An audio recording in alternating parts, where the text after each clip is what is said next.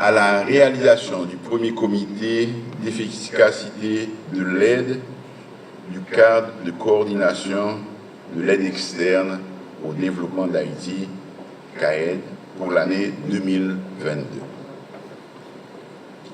C'est l'occasion pour le gouvernement de renouer le dialogue tant souhaité avec les partenaires au développement d'Haïti, 3 ans après l'organisation du dernier comité de l'efficacité de l'aide, ce mécanisme conjoint et stratégique dont j'ai la responsabilité de présider. Je veux particulièrement remercier toute l'équipe d'organisation du ministère de la Planification et de la Coopération externe, du secrétariat technique et de la cellule conseil du CAED pour avoir contribué à la réalisation de cet événement. Mesdames, Messieurs, je salue votre travail et votre engagement.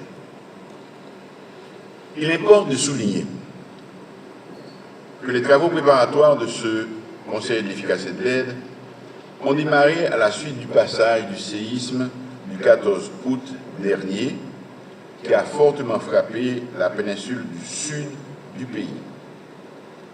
Il a été question d'activer le mécanisme conjoint de coordination de l'aide pour apporter une réponse convenable à cette catastrophe. C'est en ce sens que le gouvernement, soutenu par les partenaires internationaux, notamment l'Organisation des Nations Unies, a organisé le 16 février dernier un événement international sur le financement de la reconstruction de la péninsule sud d'Haïti. J'en profite pour rappeler que la somme de 600 millions de dollars a été collectée sous forme de promesses de dons faites par des partenaires internationaux. Je tiens encore une fois à saluer ce gigantesque effort visant à soutenir le relèvement et la reconstruction de la péninsule sud. Et j'appelle de tous mes voeux à poursuivre cet élan de solidarité et d'appui inconditionnel à sa reconstruction.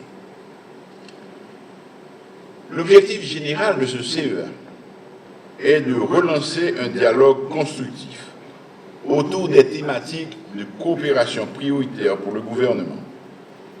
De manière spécifique, il s'agit de contribuer aux discussions relatives aux actions post-tremblement de terre entre le gouvernement et les partenaires au développement.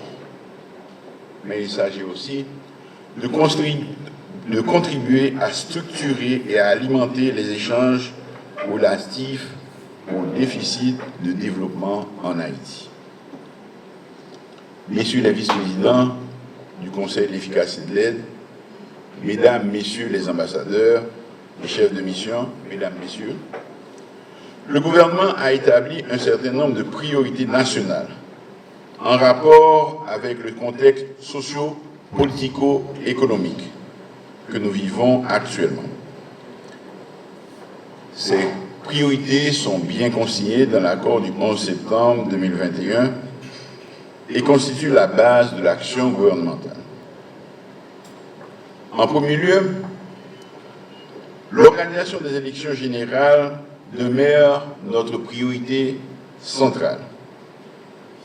Le dysfonctionnement des institutions, telles le Parlement, la Cour de cassation, le CSPJ, les collectivités territoriales, a de graves incidences sur la gouvernance démocratique. Les élections devront être organisées dans les meilleurs délais afin de remettre la direction des affaires du pays à des élus librement choisis par le peuple haïtien. En second lieu, l'amélioration de la situation sécuritaire du pays demeure un passage obligé pour ces élections. Actuellement, les groupes armés entravent la libre circulation des biens et des personnes le gouvernement est obligé de prendre le taureau par les cornes. Il s'active à décupler ses énergies pour éradiquer ces groupes qui sèment le deuil et la désolation dans le pays. La police nationale d'Haïti est à pied d'œuvre. Néanmoins, les moyens demeurent largement insuffisants par rapport à l'ampleur des opérations à conduire. Il nous faut non seulement plus d'équipements, mais aussi de la formation adaptée au contexte de ces opérations. En troisième lieu, une réponse urgente est en train d'être apportée à la crise socio-économique assez sévère qui sévit actuellement dans le pays. Le principal aspect de cette crise est l'insécurité alimentaire. Aujourd'hui, plus de 4,4 millions de personnes en sont touchées. Il faut noter également l'ampleur de la pauvreté qui, selon les estimations, affecte plus de 60% de la population. De plus, il y a lieu de considérer la crise migratoire qui vient aggraver notre situation de précarité, où des milliers de nos ressortissants sont rapatriés dans des conditions difficiles. Enfin, le renforcement de la résilience du pays face aux catastrophes naturelles figure parmi nos priorités. Les phénomènes naturels, sécheresse, inondations, cyclones, séismes, contribuent énormément à empirer notre situation.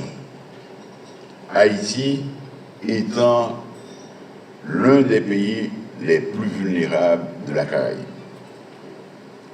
Récemment, le séisme du 14 août qui a frappé la péninsule sud montre combien ces phénomènes affectent négativement la situation économique du pays. À ce propos, un levier du financement du plan de relèvement intégré de la péninsule sud, le PRIPS, a été trouvé. La création de fonds fiduciaires multibailleurs pour l'optimisation des ressources, la durabilité et la redevabilité dans les secteurs sociaux. Tous ces paramètres seront évoqués au cours de cette séance de travail de ce jour. Le focus sera particulièrement mis sur les urgences suivantes: les logements à reconstruire, à réparer ou à renforcer, les écoles endommagées ou effondrées, les personnes se trouvant en situation d'insécurité alimentaire ou ayant besoin d'assistance humanitaire, les personnes déplacées dans 89 sites de rassemblement. Mon gouvernement a pris toutes les dispositions pour éviter la répétition des erreurs du passé. Dans cette perspective, un comité de coordination stratégique, technique, opérationnel et intersectionnel sera mis en place sous peu. Seront intégrés à ce comité des représentants des secteurs nationaux et internationaux ayant pris part au processus du PRIPS. Monsieur le Président de la concertation des chefs de mission, Mesdames, Messieurs les ambassadeurs et chefs de mission,